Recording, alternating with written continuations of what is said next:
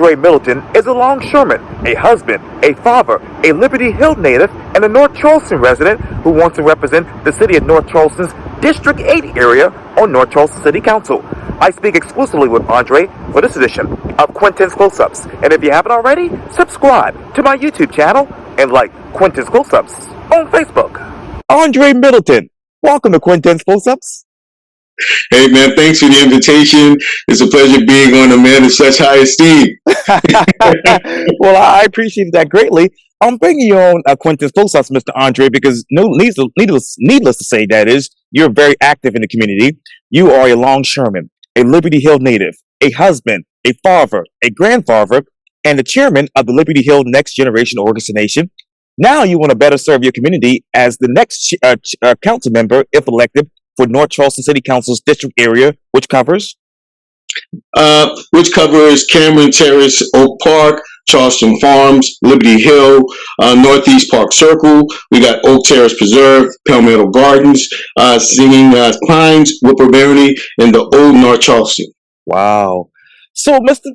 Andre, let me ask you, with all your experience under your belt, why this? Why now? Well, what happened, man, is I started complaining about the current state of politics, just, overall.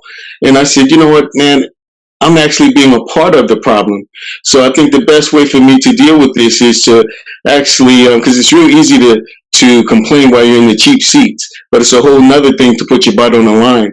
And so I started talking with different people in the community, and they were saying, I said, well, they said, man, you should run. And I said, well, I've never been in politics. And they said, that's exactly why you should run.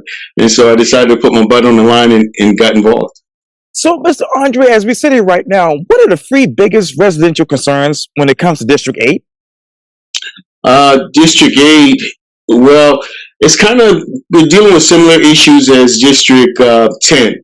Oh, yeah. District 10, so far as we have Park Circle, who, they're doing pretty good. They're pretty established. And then we have other neighborhoods, such as Liberty Hill, the neighborhood where I'm from, where they're dealing with other challenges as gentrification, also infrastructure, and making sure we have adequate income. Yes, sir. So as we sit here right now, Mr. Andre, what is the typical income right now in your district?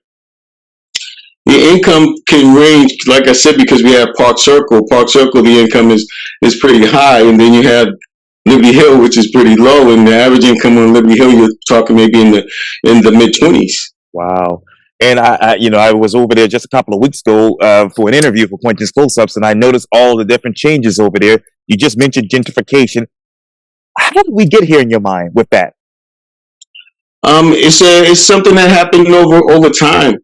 Over time, with residents moving out of the area, leaving properties vacant, and you have, and what's going on what's going on in Charleston, with the prices of homes being so high in Charleston, people are looking for another place to go. And North Charleston is nearby. We have access to the airport, and so it's a great spot for developers. Wow. So in the past couple of years, how much has the average home price in your area, District 8, gone up by? Well, the homes that they're starting to build in the area is going up pretty significantly. Especially like I said, it's the haves and the have-nots. Yeah. So, in the Park Circle, you're looking at $200,000-$300,000 homes. And now they've just started building homes on Liberty Hill in that price range, which is a big difference from the average home on Liberty Hill. Wow. So you talked obviously about the gentrification there. And matter of fact, I want to tell the viewers that used to be my old running route. So I would always run from downtown Charleston up to that area and back downtown. So I know a little bit about the area. But how many people have actually moved out of Liberty Hill, and how many people have actually moved into Liberty Hill now that they have this new, development there? Well, it's really hard to say, but I know we have a whole lot of vacant properties, and a lot of those properties have been purchased by the churches in the neighborhood, and then we have a whole another part of Liberty Hill that's more transient. We have a whole lot of apartments and people moving in there. Wow.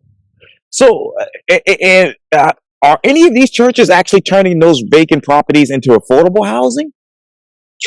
I believe they are working on initiatives like that. Mm, So far as the details of it, I don't know what the details are. sure. And you talked about obviously about those apartments. Are there any high density apartments being built in District 8 right now?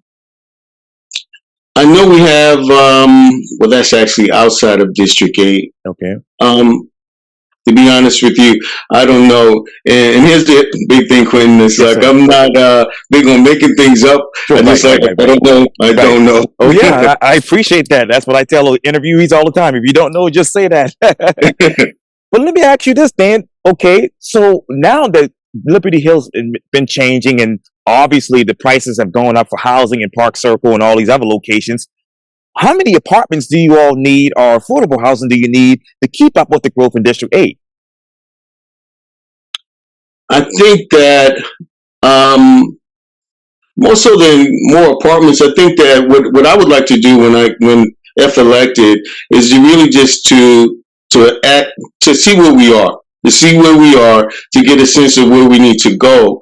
To say that to answer that question, I would need more information. But I know that what we would love to see is more home ownership, because typically when people own their home, they have a little bit more pride in the community, and that's what we really need. So right now, as we sit here, Mr. Andre, how many people in your district actually own homes? That's a good question. Again, I don't know that answer. And you talk obviously about home ownership. What exactly do people need to be educated on right now when it comes to that in District 8?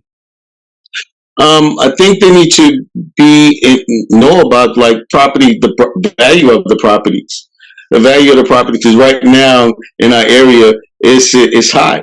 It's hot. Developers are coming and they want to gobble up the property so they can begin building. And so, and one of the things, as I talked about gentrification, I think one of the things that I would like to establish with developers, with nonprofits in the areas, with the city government, is to find ways that we all can work together to come up with a smart way for us to get the new amenities Mm, without displacing the people. Because the people of North Charleston, that's what makes North Charleston North Charleston. And mm. we have a rich history, and I would like it to be preserved. How do you preserve District 8 with these new amenities?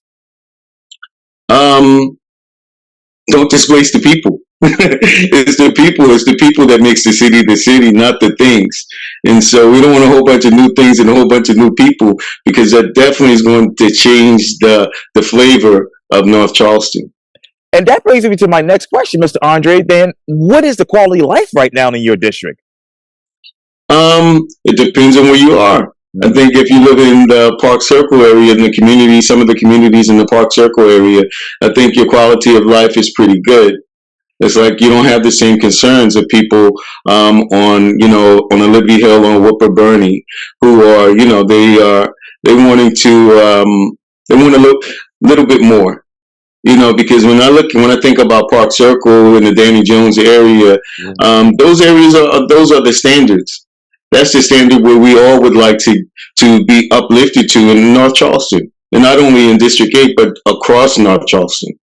So, Mr. Andre, let me go back then. What new amenities would actually help these neighbors in District 8 without actually displacing them, I should say? Well, some of the amenities I think that we need community centers. Mm, Community centers that are updated to take care of the needs of the community, being a training facility for people who need employment, and making sure that they're not just average jobs, but jobs that really are headed for the future. That so they're able to maintain what they have. Because people don't want to have to worry about having to choose between paying rent or mortgage and or eating. So they want to be able to do both. So we want to make sure we have jobs that are able to sustain them.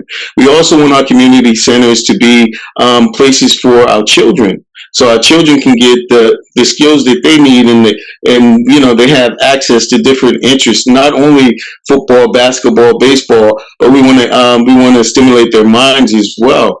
And so we want to get those resources in the community center as well.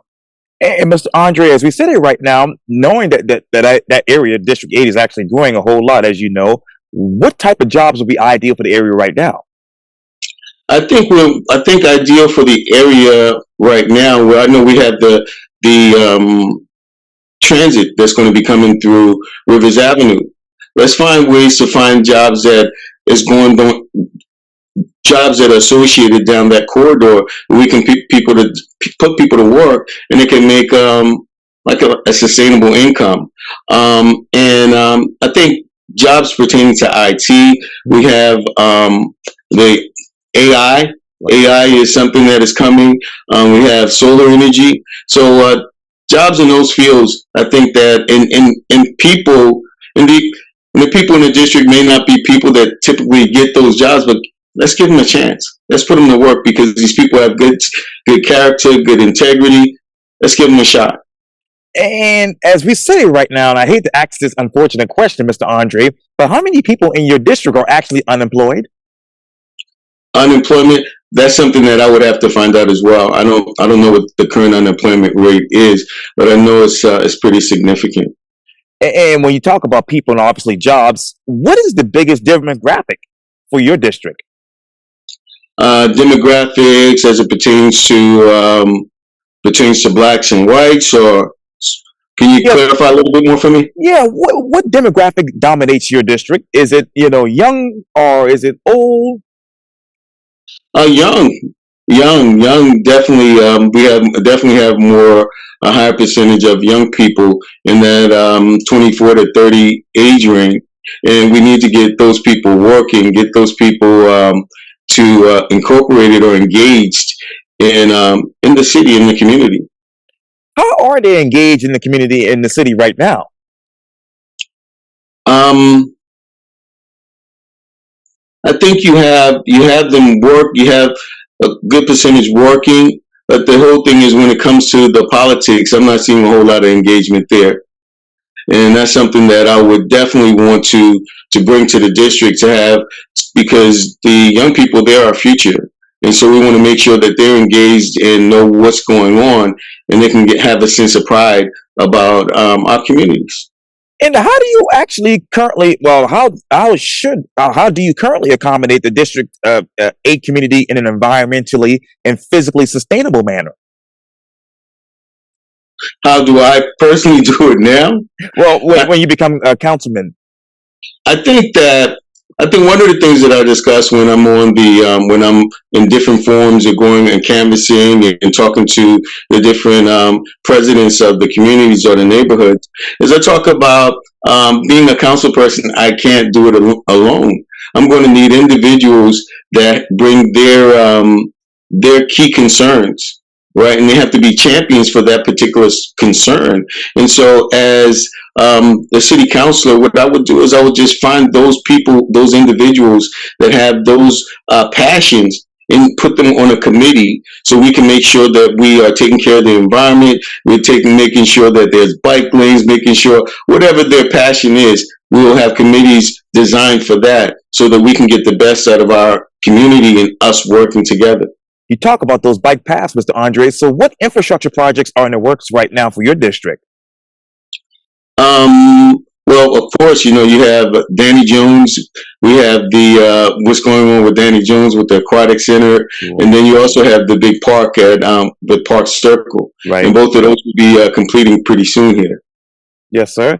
Where else do you need, say, for instance, sidewalks or overpasses or even bike paths in your district? Well, I know in the Whipper Bernie neighborhood, I know that they've been approved for sidewalks to be installed in the community. I think throughout the district in Liberty Hill, and I know that in Charleston Farms, they could definitely work on their streets in that area. And so there's work to be done. And again, once elected, I plan on taking an assessment to see where we are, talking with the community, so that we begin to prioritize. What's first? What should we, which project we should take on first. And I want to get back to that in just a second. But let me ask you then, what's more important for your district? Is it building new homes in the commercial space, or rehabbing, expanding, and better utilizing those existing homes? I think better utilizing what we have. Better utilizing what we have.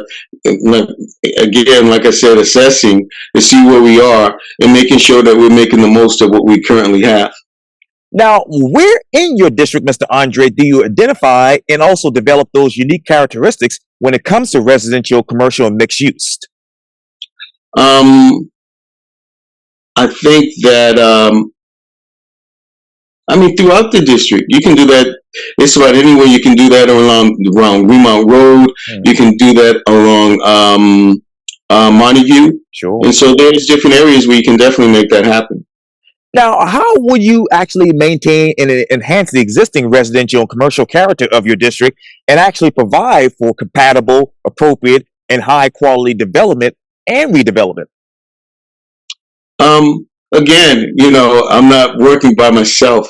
We have council, we have people who have been around, we have the mayor, and so we also have people within the community who are a lot smarter than me, and we can all work together to figure this thing out together. So it's definitely going to take teamwork, and it's going to take us being focused, putting the right energy, and having faith. What should the North Charleston City Council be focused on right now in your mind? What we should be focused on right now is getting elected, and making sure we have a strong mayor. And once elected, us getting together, making sure that we work together as a team, seeing where our strengths, where our weaknesses are, and making sure we have the right person pushing the right things for our constituents. Well, let me follow up, Mr. Andre. What are the strengths and weaknesses right now of this current North Charleston City Council? Well, to be honest, I really don't want to speak on that. I think the current administration, they did what they did. They didn't do what they didn't do, and I don't like to, especially when I'm not there in the room with them, as in knowing the factors that go into the decisions that they make. I wouldn't want to be judging from the sidelines. That's why I'm decided to run, so I could actually be in the room, understand why decisions are made, so I can get a better understanding, and I can bring that information back to my community to make sure that they're aware and understand how all this is going. If you do get elected, then would you ask for a forensic audit of the city of North Charleston? With that, it all depends on the cost associated with that. I think forensic account of what's been going on. I think that's smart, but at the same time, that can be very costly. And so we would just have to weigh it to see, does the value that we get from that, does it outweigh the cost? And so that would be that's a tough one. Okay. And speaking of costs, where exactly has property taxes provided significant revenue for District 8 in your mind? Well, I think and I may be wrong, but I think with the schools. Oh, yes. With the schools, because we've been able to do a lot for schools. Unfortunately, it hasn't impacted the schools in North Charleston, which I know is an area of contention nowadays. Let me jump right into it. As you know, a lot of people in North Charleston want to basically do away with the Charleston County School District and create the city's own school district. Would you be in favor for that? Would that be ideal for the city? In theory, it sounds like a really good idea, but I think one of the problems, again, I think is in the funding, like the cost associated with starting a whole new district. And I would use the analogy of a house. If I got a house and something's going on with my bathroom, I'd rather just go fix the bathroom versus tear the whole house down and build another house.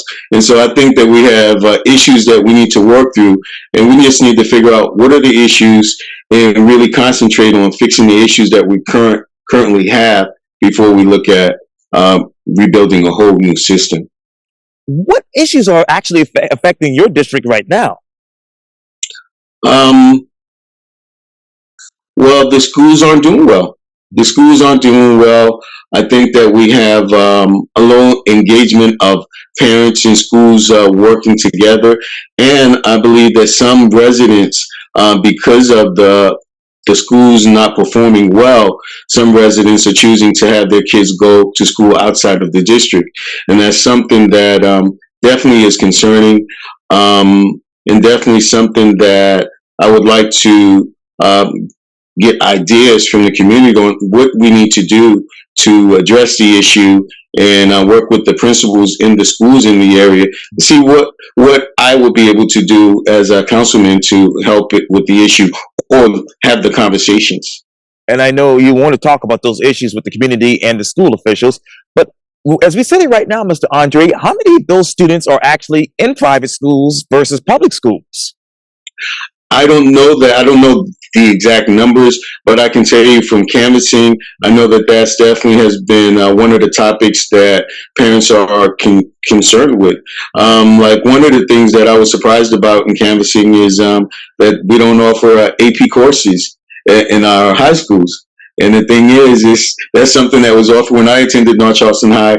I was able to take AP courses, but now I'm being told that we don't have the demographics to support AP courses, and that's concerning. What demographics would you all need to, actually support AP courses and have it at those schools, such as North Charleston High? I guess kids that are able to to maintain the academic rigor that's associated with courses of that nature. Wow. And obviously, going back to what you talked about earlier with that analogy with housing, we talked about that as well in this particular interview. But and you mentioned too about jobs, obviously in that area that you want to bring there. So, where would the workforce housing be in your area ideally? What land do you need for that right now? Mm. Again, we talked about using what we currently have. We have a whole lot of vacant properties. Yes, sir. So that would be that's an opportunity for the city, the community, the developers, your nonprofits, for us to all come up with creative ideas to make it work for everyone. Yes, Yeah. sir. And I know We don't want to displace people. right, right. And I know that you talked about those new amenities that you hope will help your community without displacing those folks. But what when it comes to those developers, Mr. Andre, what incentives that is do you want them to bring into your district to keep your district afloat? Um, what amenities would we like them to bring? Can you repeat the question for me? Yeah, man, no worries. Yeah, as you know, a lot of the developers are coming into your neighborhood and they're building here and there wherever they can. So when they're coming into into your district, that is, and building new homes and other properties, what incentives do you want them to bring to the community to help the community? Well, I definitely want them to bring initiatives as to education. Hmm. I think education is the key to changing a lot, and can change a whole lot of circumstances in the community. So whatever they can bring pertaining to helping out with our children with education, and even our adults with education, so far as different training opportunities, I think those are definitely great. Yes, sir. And obviously, when you talk about the kids, you talk about recreation. So, how many conservation areas, excuse me, parks and recreation and open spaces in the city should be expanded for your district? I think we definitely that's definitely an area we can work on as to the amount. I don't have the education to tell you all that, but that's something I definitely want to look into and learn about. And would you be in favor of, say, a state of art connectivity system that connects people to, performing arts centers and other locations within your district? Oh, definitely. Definitely. Anytime you can do things of that nature, that's always going to be a positive. And and anything that's going to increase the people be having a good lifestyle, being connected to different different resources in the community is a plus. So, what is the future of a culture core in District 8? I think that's something that is, given the fact that I think that North Charleston is really District 8, North Charleston. We're up for whole a whole lot of changes coming up, Mhm. and so I think that's a vision that's to be created with the new council and with the new mayor. So that's to come. And we obviously have to go back to Liberty Hill because you know Liberty Hill is very iconic. So, what are those historic sites, nature areas, and scenic vistas that are worth recognizing in District 8? Um, well, I think the biggest thing right now is like the new amenities that are coming to the city, so far as at Park Circle and with the new facilities at Danny Jones, right? That's huge, right? And then like the rest, I think we have some work to do. And when you say there's work to do, where else should this work be happening in your mind, in your district?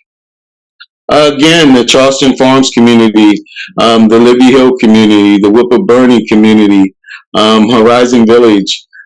These are places that need attention. So, you talked earlier, obviously, about the North Charleston City Council and some of the things that you want to incorporate when you get into office if elected. So, when it comes to the budget, how do you invest in workforce into that particular budget, the city's budget, that is? So how do we invest in that? Yes, sir. Say a little bit more about that. Yeah, how do you invest in work? How do you incorporate workforce into the city's budget so that people in your neighborhood are able to have jobs and training and access to programs? Um, I think just working with the council, seeing what's been done in the past, what worked, what hasn't worked, and also looking for benchmarks throughout the country, like what worked in other cities, dealing because you know we all are dealing with a lot of the same issues throughout the country, and so I think it would be wise to look at what worked in other cities and see about how we can make that work in our city and customize it for us. And how do you actually elevate equity in your particular district? Um, I think by bringing focus and also bringing light and attention to that issue. Issue. And I know you talked earlier about obviously the city's budget. So, and I know that it's over $160 million, I believe. But let me ask you, Mr. Andre, have you ever managed or dealt with a type of budget like that ever? No, I have not. I have not. Again, I'm new to politics, but I'm not new to life, and so I bring a lot of skills that I brought from my previous experience in the automotive industry, and you know I know how to negotiate. I know how to work with others, and I'm a quick study. And so, given the fact that we have a team to Right. figure out for myself, I think I'll be fine with the team around me as well as the mayor. Now, when you do if you get into office as Councilman Andre, how exactly will you put residents over profits? Um, I will put residents over profits by just being a representative for my community or my constituents. That's what the job is designed to do, and that's why I'm here. We need good guys in politics, and that's why I put my hat in the race because I'm a good guy, and I want to make sure that the people are represented by someone who is working for their agenda and not their own. And going back to that budget, Mr. Andre, do you know what is the current city fund balance right now? I do not. Okay. I do not, and those are things that again that you know I would be learning if elected. And let me ask you this then. What is the city's rating right now with Best and Moody, for instance? What is their rating? Yes, sir. So far as their credit rating, Yes, sir. I believe the city has an A plus credit rating. I Wow. think North Charleston is strong. Yes, sir. Okay. Well, how should North Charleston stay strong with this rating in your mind? Continue to pay their bills on time. Make sure that we pay the people that we say we were going to pay. Yes, sir. You know, yes. And speaking of paying, obviously there's been a big topic about obviously paying firefighters and police officers more. How should the city elevate that in your mind? I definitely think that's a good thing to take care of the people that take care of us and incentivize them with good pay. Definitely. And we can also look at ways that we can even incorporate the housing, so far as in having the city police as well as the firefighters incentivize them to live closer to live in the city. And we can find creative ways to make it affordable for them.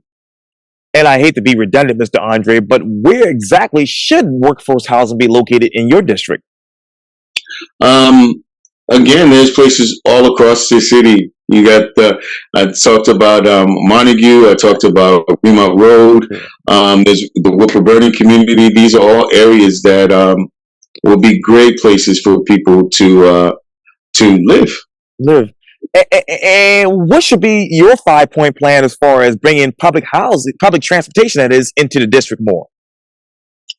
Um, well, I think the city is already working on a plan with the plan to run the transit system down the Rivers Avenue corridor. I think that's already in place, and so I think all there is for me to do is just to jump on board with that. I think it's a good plan, and again, working with the community, nonprofits, other council people, developers, and make sure that plan is inclusive, and we're thinking about not only the developers, but we're thinking about the people as well. And when it comes to that, public transportation, what would be the ideal stop so that people can get over to Rivers Avenue? What would be the ideal stops along the path? I don't have the information to say what that would be, but I don't have enough information to answer that. Okay. Well, Andre Middleton, thank you so much for your time. And again, welcome to Quintin's Close Ups. All right, thanks a lot, Quentin. It was a pleasure, man. Likewise.